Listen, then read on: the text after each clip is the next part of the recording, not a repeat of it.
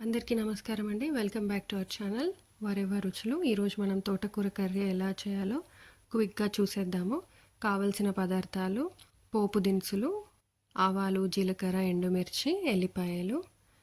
ఈ ఎల్లిపాయలు మనము యూజ్ చేసే ముందు కొంచెం కచ్చాపచ్చగా దంచుకుంటే బాగుంటుంది.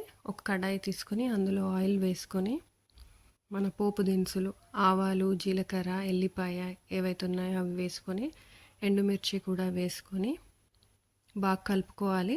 ఎల్లిపాయలు కొంచెం కచ్చాపచ్చగా దంచుకొని వేసుకోవడం వల్ల స్మెల్, టేస్ట్ రెండు బాగుంటాయి.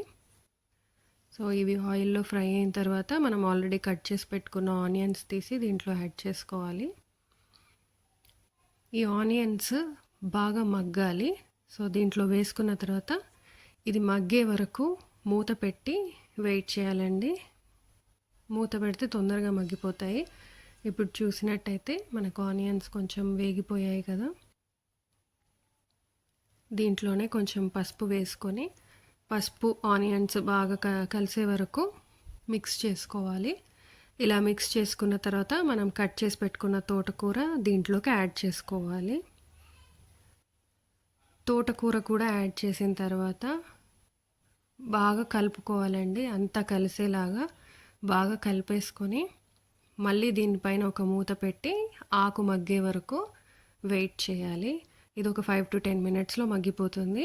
ఈ 5 to 10 మినిట్స్ గ్యాప్లో ఒక 2 to 3 టైమ్స్ మనము మూత తీసి కలుపుకుంటే అడుగంటకుండా ఉంటుంది.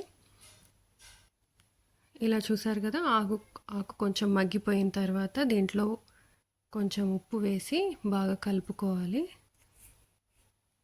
కలిసిన తర్వాత మళ్ళీ మనం మూత పెట్టి కాసేపు మగ్గించుకోవాలి. ఇప్పుడు ఇది మగ్గిపోయిన తర్వాత లాస్ట్లో మనము ధనియా పౌడర్ వేసి బాగా కలుపుకోవాలండి. ఇంతే, చాలా క్విక్గా ఈజీగా అయిపోయే టేస్టీ అండ్ హెల్దీ తోటకూర కర్రీ రెడీ అయిపోయింది. డెఫినెట్గా ట్రై చేసి చూడండి. Thank you.